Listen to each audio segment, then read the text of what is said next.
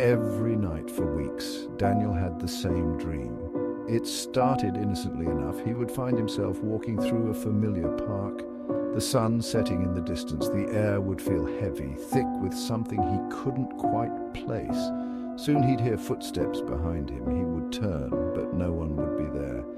As he continued walking, the sun would vanish, plunging the park into darkness. Trees would twist and warp, and shadows would slither along the ground. Then, just as he felt completely alone, he would hear a voice whisper his name. Soft at first, then louder, more insistent. Every time he would wake up drenched in sweat, heart pounding in his chest. At first, Daniel dismissed it as a recurring nightmare, but the dream persisted. Each night, the whispers grew louder, the darkness more oppressive. It was always the same park, the same feeling of being watched, the same chilling voice. One night the dream took a terrifying turn. This time, when Daniel heard the footsteps, he turned to find a figure standing behind him. It was a shadowy silhouette, tall and featureless, its head tilted as though observing him. Frozen with fear, Daniel couldn't move. The whisper grew louder, more sinister. "Daniel!" He woke up, gasping for air, his sheets tangled around him. But something felt different. The oppressive feeling from the dream lingered in his room, as though the nightmare had followed him into the waking world. As the days passed, the dreams began to bleed into reality. Daniel started noticing things that shouldn't be there. A fleeting shadow in the corner of his eye, strange creaks and whispers echoing through his apartment. He would hear faint footsteps behind him, even when he was alone, the same whispers calling his name. Determined to understand what was happening, Daniel did some research on recurring nightmares and hauntings.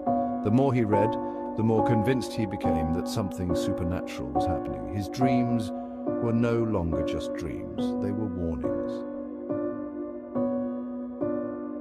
One night, after another vivid nightmare where the shadowy figure came closer than ever, Daniel decided to stay awake. He forced himself to stay alert, refusing to let the figure in his dream catch him. But as midnight approached, exhaustion overtook him. Against his will, he dozed off. This time, the dream felt more real than ever. He was back in the park, but the shadow was no longer distant. It was right in front of him, reaching out with long, claw-like fingers. He tried to run, but his legs wouldn't move. The figure's whisper turned into a growl. "Daniel, you can't escape!" Suddenly, Daniel woke up, but he wasn't in his bed. He was standing in the middle of the park from his dreams. The cool night air bit at his skin, and the eerie silence pressed down on him. Panicked, he looked around, searching for any sign of how he'd gotten there. The footsteps started again, this time closer. He turned, and there it was, the shadowy figure, now clearer than ever.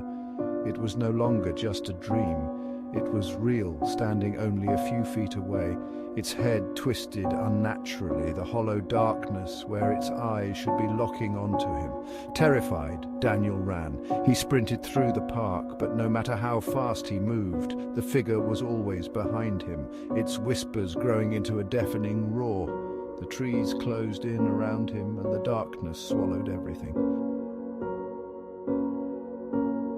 Just as the figure reached out to touch him, Daniel screamed and woke up in his bed.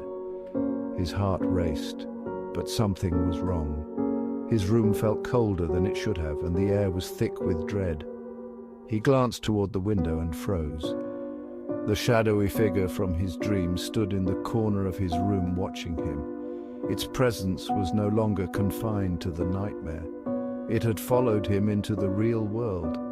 Daniel realized with a sinking feeling that he was no longer being haunted in his dreams, he was being haunted in every waking moment. The figure wasn't just a part of his nightmares, it was real, and it wasn't going to stop until it had him. Every night the nightmare continued, and every day the shadow crept closer. There was no escape. The figure was no longer just in his mind, it was part of his reality, and Daniel knew it would soon consume him completely.